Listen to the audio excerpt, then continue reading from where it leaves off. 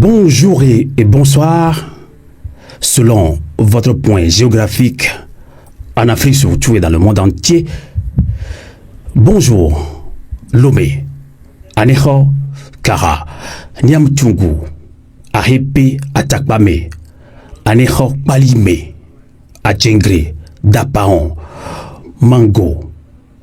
Bonjour au peuple togolais qui continue de combattre la plus vieille des dictatures en Afrique, qu'est la dictature de Faure Gnassingbé au Togo. Bienvenue dans votre émission La Voix du Peuple, une émission du peuple par le peuple. En Bambara au Mali, à vous le dire qu'elle est Kétanier. Et chez les thèmes, les guerres de Tchaoudjo, Soutassé, y fêtait.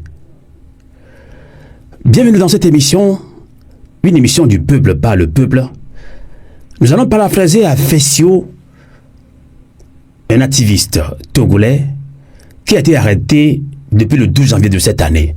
Et dans l'un de ses poèmes, Fessio dit ceci: chaque mot, chaque geste, chaque action sincère peut fissurer les murs de ce pouvoir austère. Amis panafricains, pour ce poème, Fessio est en prison. D'autres jeunes, depuis le 6 juin de cette année, sont également en prison pour avoir dénoncé ce régime dictatorial. La dictature s'enracine. Le peuple est traumatisé, torturé physiquement et moralement. Et face à cette situation, où l'on interdit à l'opposition et à la société civile d'organiser des manifestations, des meetings, qu'est-ce qu'il reste pour ce peuple pour pouvoir s'exprimer? Il ne lui reste que la colère. Et cette colère, on la voit surtout sur les réseaux sociaux et surtout à travers les sensibilisations de la diaspora. Merci infiniment à vous qui, à travers vos TikTok live, vous continuez à sensibiliser. Merci. Surtout également au mouvement M66 qui, depuis le 6 juin, a lancé des manifestations spontanées, car les forces démocratiques de l'opposition au Togo sont interdites de manifester et d'organiser des meetings. Manifestation sur manifestation spontanée où il y a eu des blessés, des morts. Et dans cette émission, nous allons parler surtout de l'arrestation d'une dame de fer, très très proche du régime, car elle est ancienne ministre des Armées, Madame Marguerite Nyakade, qui a été arrêtée mercredi matin. Et hier vendredi également, Amron, qui n'est plus à présenter surtout au monde entier, car son arrestation à l'époque avait suscité de vives réactions sur les réseaux sociaux surtout. Amron a aussi été interpellé, placé sous mandat judiciaire, sous contrôle judiciaire, j'allais dire, et Madame Nyakade sous mandat de dépôt. Et ces informations ne sont pas encore officielles. Que vous êtes en Suisse. Alors, vous avez suivi aussi l'arrestation de Madame Nyakade, qui n'est pas une surprise pour vous, et de Amron aussi. Amron aussi a été interpellé hier. Alors, pour certains Togolais, donc, toute dictature se détruit de l'intérieur. Et d'autres pensent aussi qu'on est en train de vivre le scénario de 2009, c'est-à-dire l'arrestation de Faure Gnassingbé, comme la Pogli. Bah, évidemment, ce que la tyrannie franco-gnassingbé est en train de faire au Togo ces derniers temps est tout à fait conforme à sa nature, c'est-à-dire un régime tyrannique héréditaire de type colonial. Donc ces trois critères font que ce régime répond tout à fait à une dictature qui, lorsque elle se trouve en face d'une opposition, d'une contestation ou de toute forme de contestation, réagit de manière extrêmement violente par quatre choses. D'abord,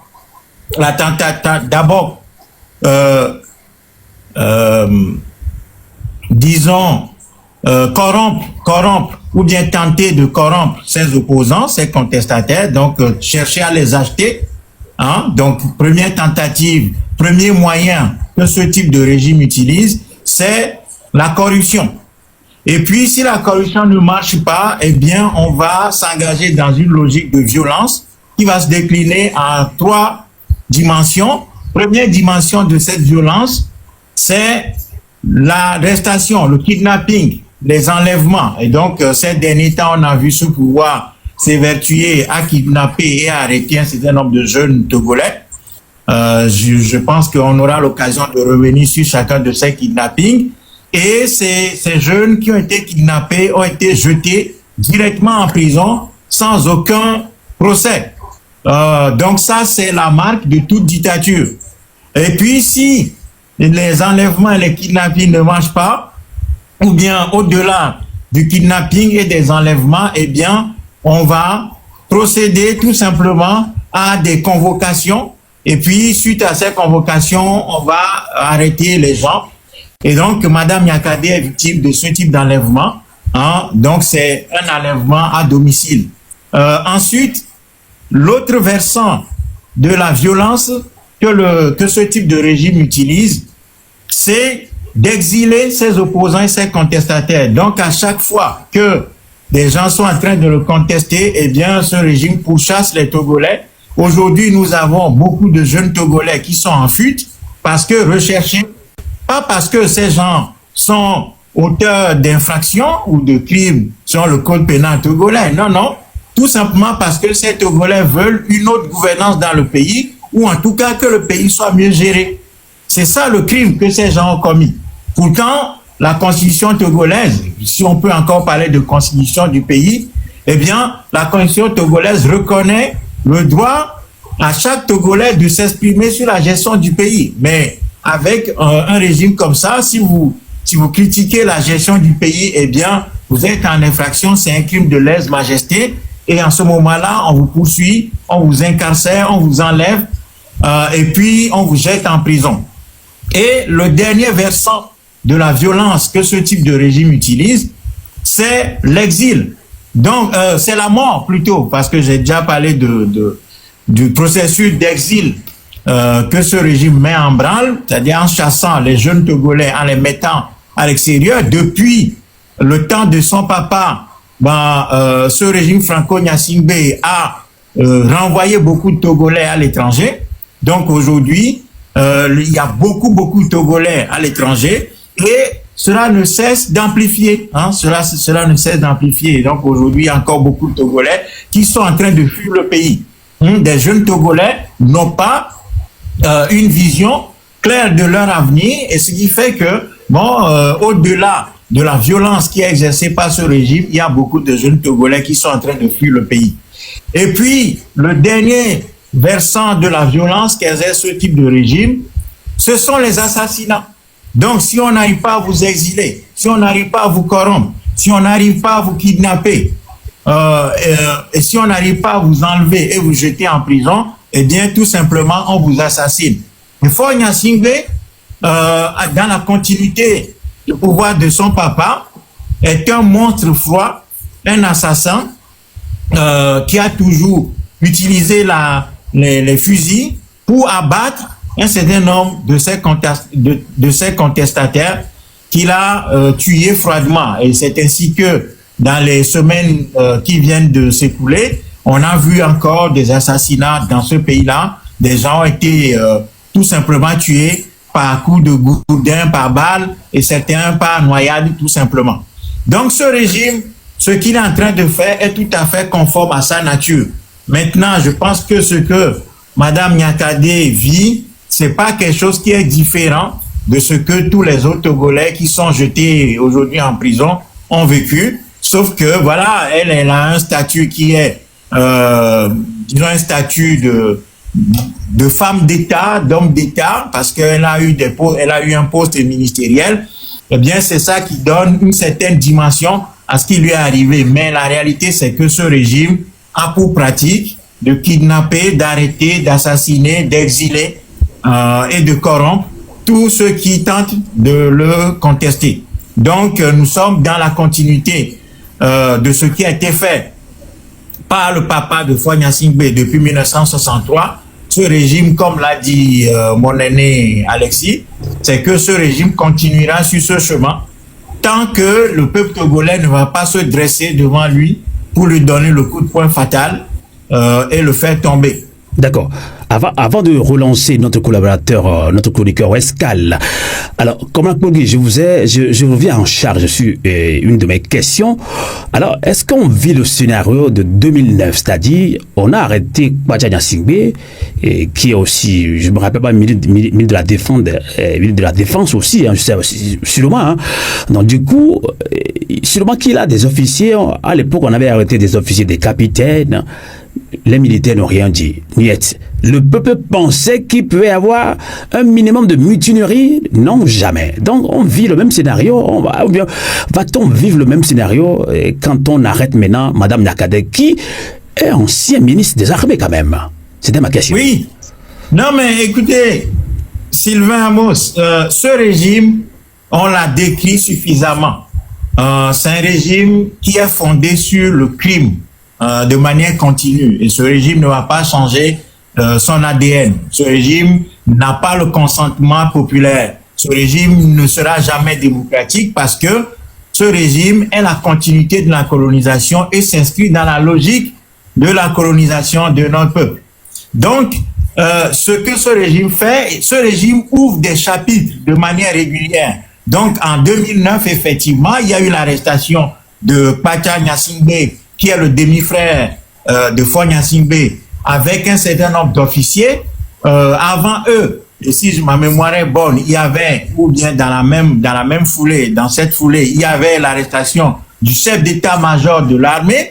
Avant eux, il y avait un certain nombre d'officiers supérieurs de l'armée togolaise qui ont fui, hein, qui ont été arrêtés et qui ont été l'objet de tentatives d'arrestation et qui finalement ont fui le pays. Donc ce régime, sa nature est connue. Tout le problème maintenant se trouve dans nos rangs. Nous qui voulons contester, nous qui voulons faire tomber ce régime, c'est nous qui avons des problèmes maintenant parce que jusqu'à présent, malgré tout ce que ce régime fait, nous ne sommes pas capables de mettre en place une organisation véritable. C'est-à-dire qu'aujourd'hui, il y a des noms. C'est-à-dire que nous avons réussi à avoir quelques noms dans le mouvement contestataire de ce régime. Il y a de grands noms. On peut dire de grands noms. C'est-à-dire qu'il y a des noms comme ça, hein, qui sont des références en matière de contestation de ce pouvoir. Mais ces grands noms-là, soi-disant, n'ont pas été capables, depuis 1990 au moins, hein, de mettre en place une véritable organisation capable de porter le combat de libération de nos pays. Et chaque fois que vous dites quelque chose, bon, on dit, ah, vous pensez que c'est vous seuls qui savez, on conteste, on dit, ah, vous critiquez, ben, faites aussi votre part. Donc, nous sommes dans une logique, aujourd'hui, où nous sommes imposés. Parfois, il y a des noms comme ça, comme Lankogli, Alexis, Sylvain Amos, Che, Lawson, Hilou, machin. Et puis, il y a des noms comme ça un peu partout, Ferdinand Haïté, et puis il y a Zaga, des gens du M66. Mais en réalité, nous ne sommes pas capables, véritablement, de mettre en place une organisation unifiée, capable de porter de manière structurée, de manière méthodique ce combat pour aboutir. Et ça, c'est pas la faute du système, hein. C'est notre faute. C'est notre faute. Donc, nous ne pouvons que, au vu de ce qui se passe, nous ne pouvons que nous en prendre à nous-mêmes. Et je pense que les jours et les semaines, les mois qui vont venir, les Togolais vont abondamment pleurer, sauf s'ils ont décidé de changer de perception et de s'organiser véritablement autour de véritables mouvements révolutionnaires qui ont travaillé sur la théorie révolutionnaire dans ce pays. Autrement, il n'y aura rien. Voilà, Faure Gnassingbé va continuer.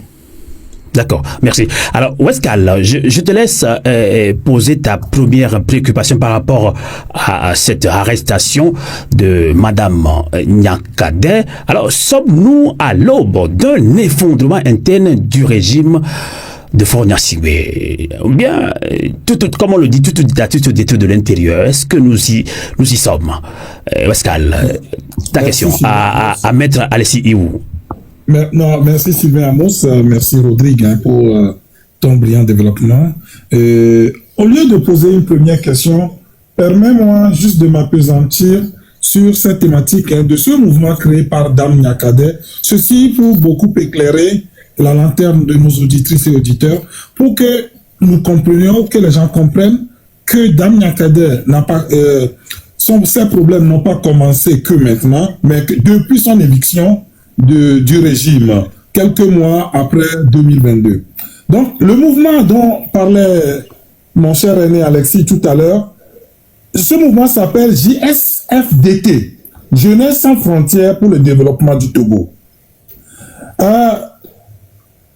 Selon un communiqué de presse qui datait de 25 août 2023, on visait déjà à évincer Dame Niakhaday de la présidence de ce mouvement.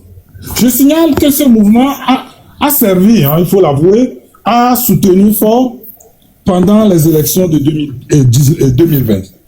Mais après 2019, après 2022 plutôt, les ennuis du mouvement auraient débuté à partir du 7 mai précisément, avec la décision du conseil de surveillance et représentant de zone, c'est un conseil au Togo.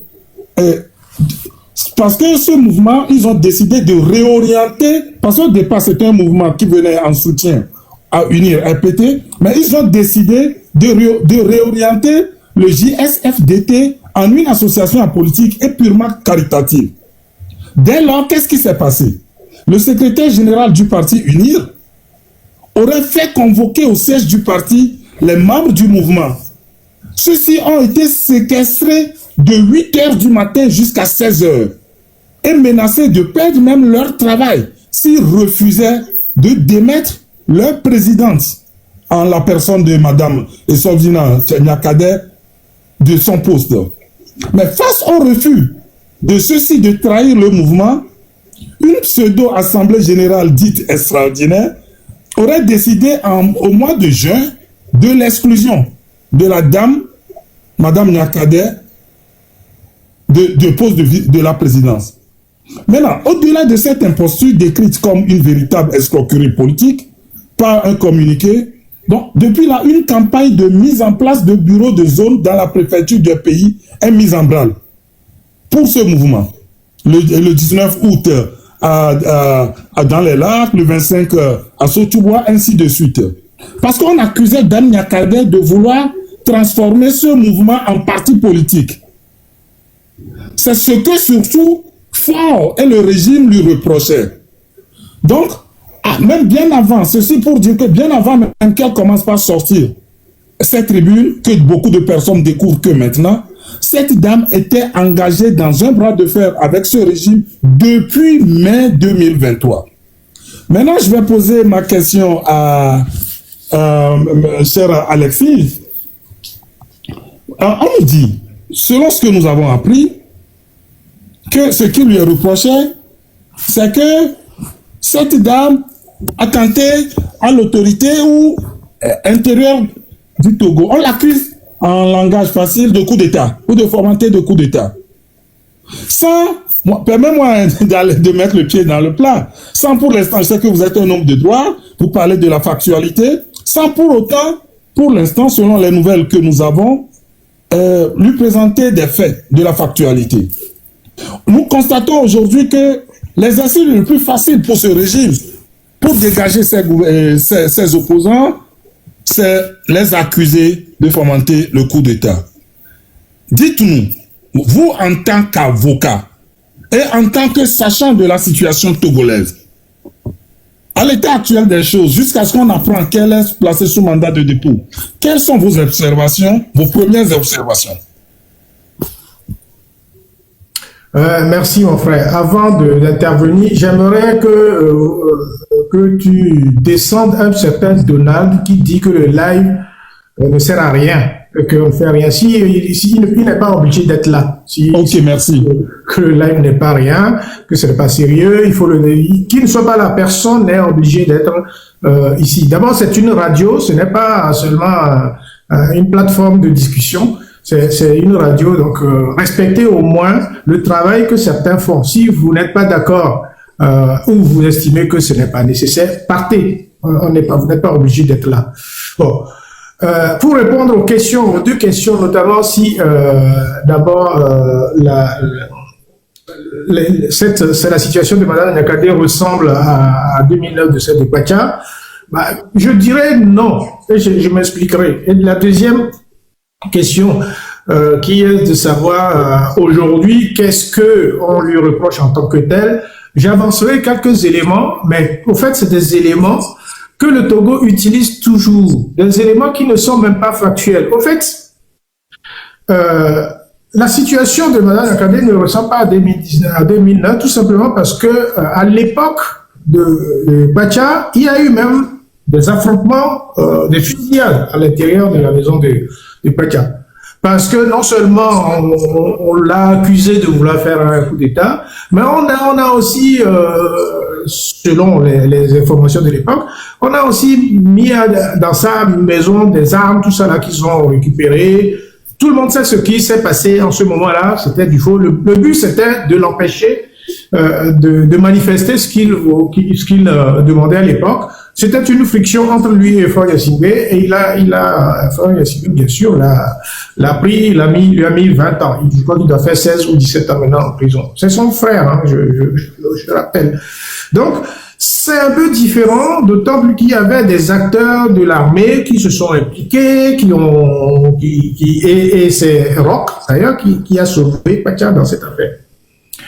Là, pour Madame Nyakadé, il n'y a rien de cela. C'est juste des messages qu'elle a envoyés au peuple togolais, des messages dont elle ne dit rien qui diffère de ce que tous les Togolais disent depuis des années. Mais Maître Alessi, elle a plutôt quand même demandé directement à la démission du président de la République. Oui, parce que elle a demandé la démission, mais que tous les Togolais demandaient la démission de Faure Gnassingbé il y a longtemps. Faure must go, vous croyez que c'est quoi? On demande sa démission. Il y a longtemps qu'on demandait la démission de Faure. Il y a longtemps que des gens disaient à l'armée, écoutez, prenez vos responsabilités vis-à-vis de ce gouvernement parce que ça ne va pas. Elle n'est pas la première à le dire. Hein. Elle n'est pas du tout la première à le dire. La seule différence entre elle et les autres, c'est que au sein du RPT uni, ils considèrent que c'est une trahison. Pour eux, c'est une haute trahison. Elle devait rester dans les rangs. Pourquoi elle sort des rangs? Et ce qui est dommage, c'est que même ceux qui sont de l'autre côté, je veux dire, ceux qui sont opposés à la gouvernance de Faure Gnassingbé, commence pas à la critiquer à un moment en disant mais vous avez profité du système, qu'est-ce que vous voulez nous apprendre aujourd'hui? Ça c'est le Togolais, c'est dommage parce que quelqu'un qui prend conscience et qui dit mais je vais vous apporter un soutien pour que vous puissiez comprendre, éventuellement savoir comment vous allez vous organiser pour mettre fin au système, les gens ont commencé par le critiquer de l'intérieur. C'est le comportement du Togolais. Je ne sais pas pourquoi les gens font ça. Mais au moins, elle avait ce courage-là de sortir des rangs. Si 10, comme elle, sortent des rangs pour dire, écoutez, maintenant, il y en a marre, ce que Faure fait, on n'avancera pas. Il y a 20 ans, on n'avance pas. Je crois que les choses auraient changé. Donc, ce qu'elle a dit n'est pas... on est parti perquisitionner 2 fois chez elle. La première perquisition n'a rien donné.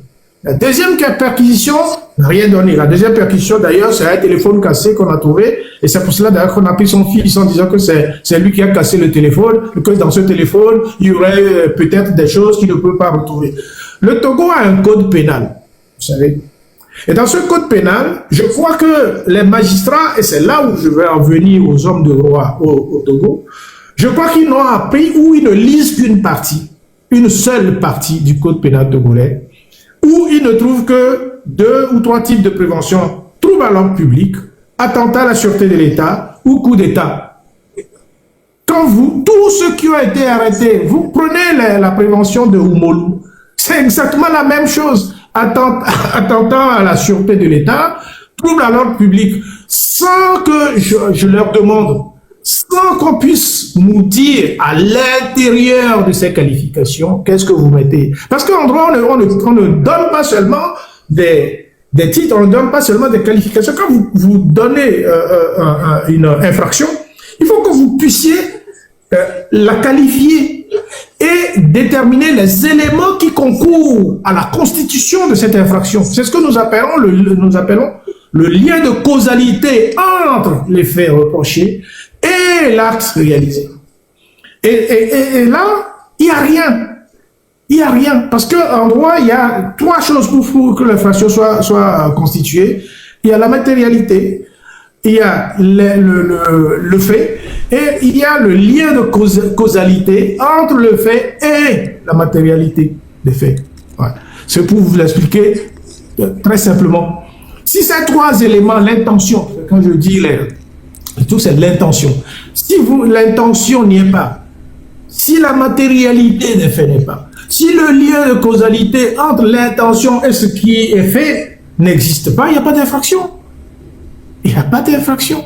Donc aujourd'hui, moi je dirais, aujourd'hui, Madame Niakhaté, il n'y a pas, on dit qu'elle veut faire un coup d'État. Un coup d'État, ça ne se décrète pas. C'est un fait, c'est une organisation. Madame Niakhaté seule ne peut pas faire un coup d'État. Ça suppose qu'elle a d'abord des armes à sa disposition, des hommes à sa disposition, une organisation à disposition, des gens qui ont élaboré tout un plan. Maître Alexis, pour déstabiliser. Ce n'est pas le cas. Maître Alexis, permettez-moi de faire l'avocat du diable. Hein. Si le régime estime qu'à travers ses sorties, ses tribunes, et en appelant l'armée à se lever contre ce système, si on estime que c'est une intention de déstabiliser le régime. Non, mais alors ça, c'est autre chose. Ce n'est pas ça un coup d'État. C'est ça, ce n'est pas un coup d'État. Incitation à la révolte. Ce n'est pas le fait c'est pas parce que vous avez dit à l'armée prenez vos responsabilités, mettez-vous du côté du peuple que ça veut dire aller faire un coup d'État. Pas du tout. Ça peut dire aussi protéger le peuple et n'allez pas frapper le peuple comme on vous le demande. Vous comprenez? Ça peut être ça aussi. En fait, ce que je veux dire, c'est qu'on ne décrète pas qu'il y a quelque chose en droit. Soit ça existe, soit ça n'existe pas. Quand vous allez attraper, quand on attrape un voleur, on dit il a volé le pain. D'abord, il faut qu'il y ait le pain, il faut qu'il ait volé, et il faut qu'on puisse démontrer que c'est lui qui l'a volé. Sinon, comment voulez-vous dire, mais il a volé le pain, mais on ne trouve pas de pain, on ne sait pas où il est, et on vous dit qu'il a volé le pain, il n'y a pas de pain, il n'y a même pas de pain, nulle part. Et vous dites qu'il a volé le pain. Non, ça ne se passe pas comme ça. Quand on dit que l'intention vaut l'acte, n'existe pas en droit. Non, l'intention vaut l'acte. Ce n'est pas ce que ça veut dire en droit pénal. En droit pénal, ça veut dire que si c'est applicable uniquement aux complices. C'est-à-dire que si vous avez eu l'intention d'organiser quelque chose, que les choses sont faites, et qu'il y a un complice qui, lui, était aussi dans l'intention d'être avec vous et qui ne l'a pas fait, on dit que l'intention vaut là pour cette personne. C'est pour les complices. Ce n'est pas pour l'auteur des faits. C'est d'ailleurs ce que nous avons reproché dans le dossier de Madjouba, où on a arrêté Kadanga en disant qu'il est complice de l'affaire, mais on ne nous a jamais déterminé l'auteur des faits. Et s'il y a qu'au Togo qu'on voit des choses comme ça. Il n'y a qu'au Togo qui a ces gens d'ineptie en droit, et ça, moi, je n'en veux pas, fort dans ce cas-là. Merci, Alexis. C'est les juristes, c'est nos magistrats qui sont dit qu'ils ont été à l'école de droit, et qui appliquent tout et n'importe quoi, qui décrètent tout et n'importe quoi, qui qualifient tout et n'importe quoi de trouble à l'ordre public. Mais ce n'est pas parce que vous êtes chez vous. Vous savez, si on devait qualifier les choses de trouble à l'ordre public, nous, en Europe, ici, et mon frère, comment on va le dire, quand on n'est pas content, nous, on ouvre nos fenêtres ici, on insulte, on dit ce qu'on veut de notre gouvernement, on refait nos fenêtres. Ça, ce n'est pas un trouble à l'ordre public.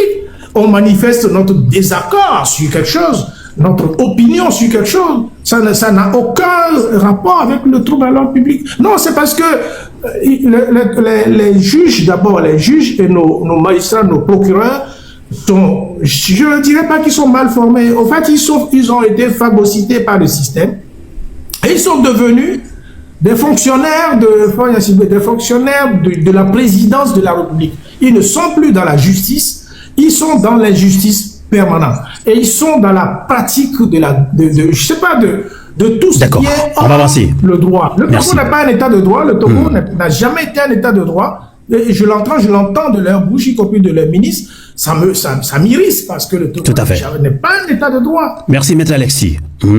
En tout cas, si tu le permets, on va relancer le débat.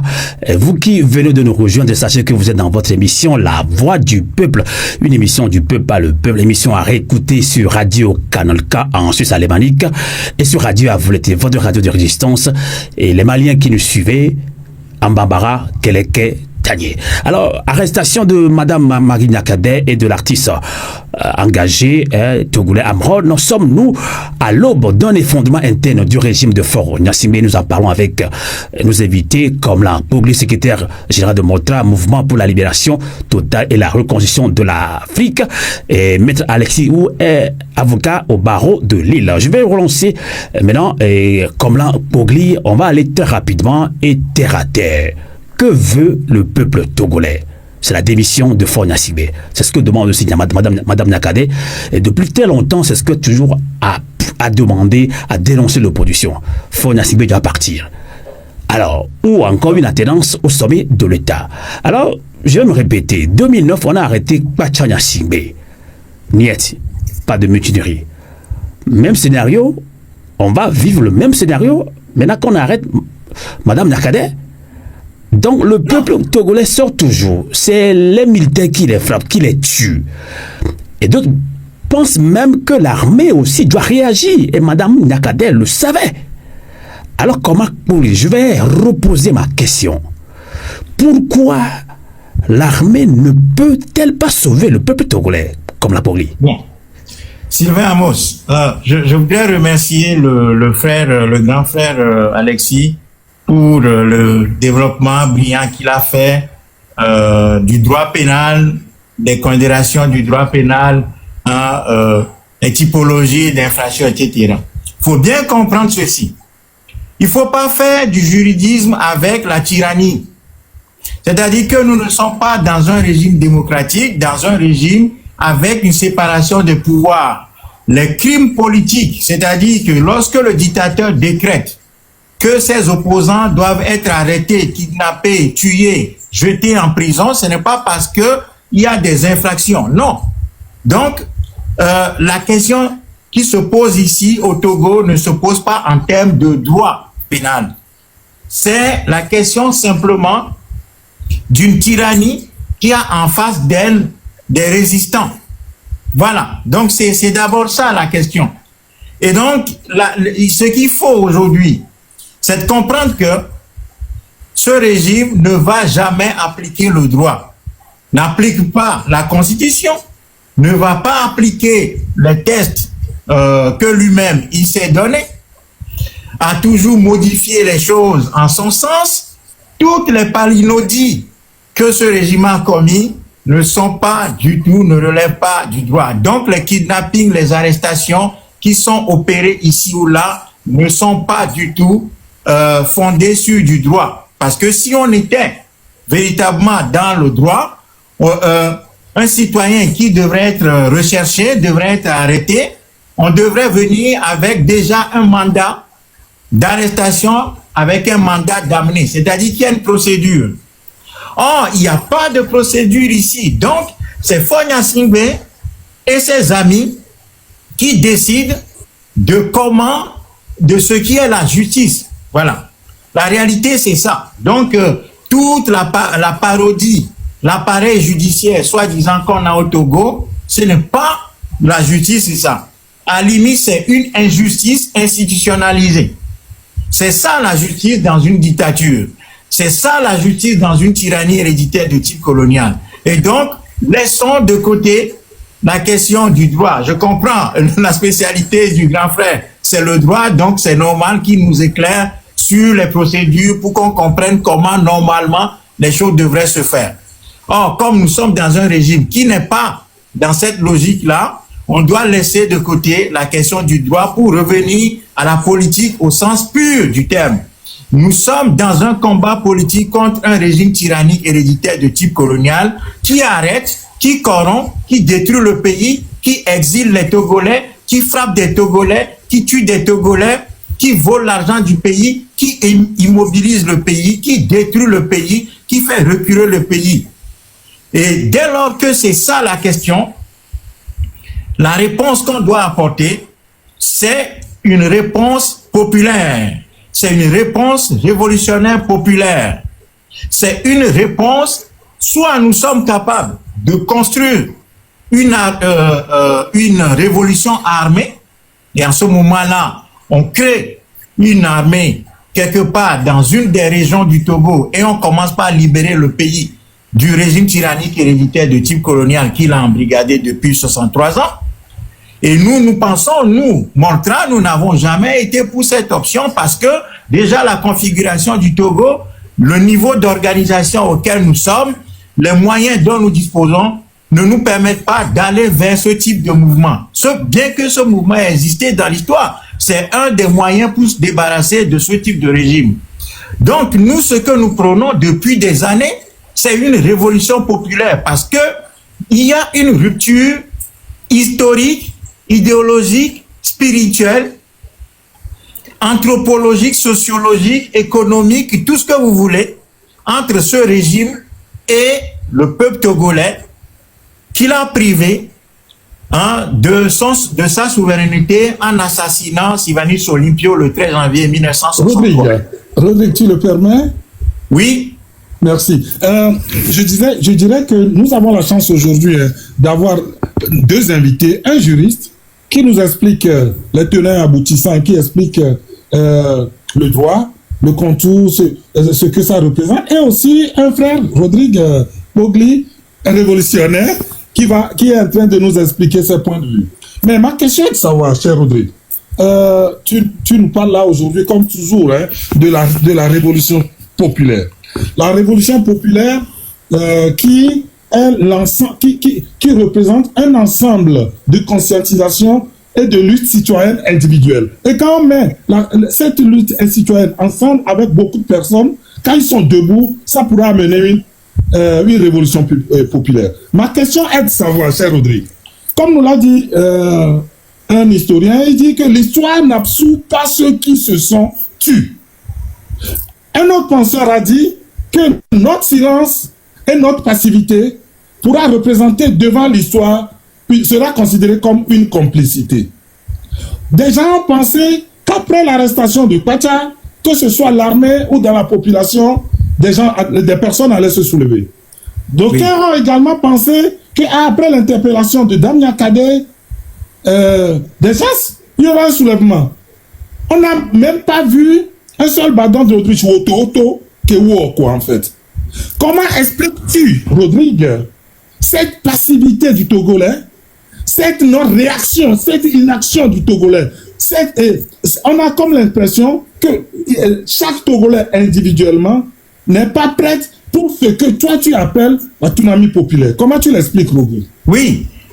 D'abord, je voulais préciser, parce qu'il y a quelqu'un qui interpelle dans les commentaires sur le prénom que tu me donnes, c'est Komlan, au lieu de Rodrigue. Mais ceci étant dit, bon, on passe vite. C'est que, vous savez, aucun peuple ne naît révolutionnaire. La révolution est un processus historique où on doit élever la conscience du peuple. On doit faire comprendre par différents mécanismes, parfois par l'enseignement politique, par des partis politiques, par des associations, par des mouvements révolutionnaires. On arrive à faire comprendre au peuple que c'est lui qui est le détenteur originaire et final du pouvoir, en réalité. Et que dès lors que son pouvoir est confisqué par un groupe d'individus, eh bien, ce peuple doit s'organiser pour relever le défi qui lui est posé par ce groupe ou bien cet individu qui s'est accaparé du pouvoir du peuple. Donc, ce que nous avons au Togo, le problème, la difficulté que nous avons au Togo, c'est que nous avons connu une longue période où notre peuple n'a pas été formé dans ce sens-là, où on a plutôt ancré le peuple togolais dans un processus électoraliste Alors que si on avait compris la nature de ce régime depuis le début, parce que ce régime est fondé sur l'assassinat, si on avait fait le bon diagnostic dès le début, on comprendrait que ni l'élection, ni le dialogue, ni le gouvernement d'union nationale, ni les pourparlers, ni les dialogues, ni les médiations, rien du tout de tout ça ne pouvait apporter la solution au peuple togolais. Et nous faisons partie des mouvements qui disent depuis toutes ces années qu'il fallait sortir le peuple togolais de l'électoralisme forcené, psychopathe quasiment, parce que l'électoralisme ne peut pas apporter la solution au Togo. Aucun compromis avec ce type de régime ne pouvait apporter la solution. Et malgré ça, on a continué dans cette lancée, on a poussé le peuple togolais, on l'a bassiné avec des histoires de révision électorale, de constitution, d'observation électorale, de commission électorale nationale indépendante, de CENI, de fichier électoral, de toutes sortes de choses qui ont perdu beaucoup d'énergie à notre peuple. Si bien qu'aujourd'hui, le peuple réalise en fait qu'il a été bassiné durant toutes ces années. Et donc, on revient aux fondamentaux, qui est que nous sommes obligés de passer par une révolution populaire. Mais le problème, c'est que nous avons le pouvoir que nous avons en face de nous est fondé sur quelque chose qu'il faut comprendre. Et c'est ça qui empêche le peuple togolais d'être en position de force aujourd'hui, en tout cas pour le moment. C'est que le régime togolais a créé une armée dans l'armée. C'est-à-dire qu'il y a un noyau dur dans l'armée qui maintient, qui est armé, qui a toutes les munitions, qui a les clés des munitions, de l'armement et des munitions pour pouvoir tenir le régime et le porter par la violence de manière brute. Et cette violence s'installe dans le pays et est déployée régulièrement. Et c'est lorsque cette violence est déployée que le régime fait la différence en face du peuple. Donc maintenant, le défi que nous avons, le défi que les patriotes ont, et ce défi-là est posé depuis des années. C'est rien de nouveau là. Tout ce que je dis aujourd'hui, il n'y a rien de nouveau. Ce défi, il est là depuis des années. C'est nous-mêmes qui ne sommes pas capables de relever ce défi. Et ça, c'est de notre faute. C'est que le défi que nous avons à relever maintenant, c'est de bâtir le rapport de force. C'est de bâtir le rapport de force en comprenant que, au vu de la répression qu'il y a dans le pays, à l'intérieur du pays, les patriotes togolais doivent séparer le front en deux. Il y a le front intérieur qui est le peuple togolais en face du régime et lequel peuple est réprimé de manière récurrente, et puis les patriotes togolais qui sont dans la diaspora, qui sont à l'étranger, qui sont inatteignables par cette répression directe. Et quand la situation de violence est arrivée au point où c'est arrivé au Togo, où on arrête tout le monde pour n'importe quoi, pour n'importe quel alibi, où on invente toutes sortes d'alibis pour coffrer des gens, les kidnapper, les jeter en prison, eh bien, le grand rôle, la grande responsabilité incombe aux gens, aux patriotes qui sont à l'extérieur. Donc, d'où le Moltra ne cesse de dire aux Togolais qui sont à l'étranger que nous avons l'obligation de nous organiser absolument pour 3 raisons. Première raison, c'est que nous devons nous organiser parce que nous devons mettre en commun nos intelligences, mobiliser les capacités intellectuelles pour travailler sur un véritable schéma de révolution populaire au Togo. Deuxième raison pour laquelle nous devons nous organiser, c'est la mobilisation des moyens logistiques, financiers et tout le reste, tout ce que vous voulez. Et puis, troisième raison pour laquelle la diaspora doit se mobiliser, doit s'organiser, c'est la convergence des moyens qui sont mobilisés et des intelligences qui sont mobilisées depuis l'étranger vers le terrain pour doper, pour donner une capacité décisionnaire à notre peuple sur le terrain. Parce que ce qui manque au peuple togolais pour faire la décision en face du RPT, en face de ce régime tyrannique héréditaire de type colonial, qui est une minorité, mais une minorité armée, qui est spécialiste dans la violence, eh bien, c'est la force de la diaspora togolaise. C'est cette force-là qui manque. Mais pour que cette diaspora puisse jouer son rôle, elle doit s'organiser. elle doit prendre le temps véritablement de se structurer.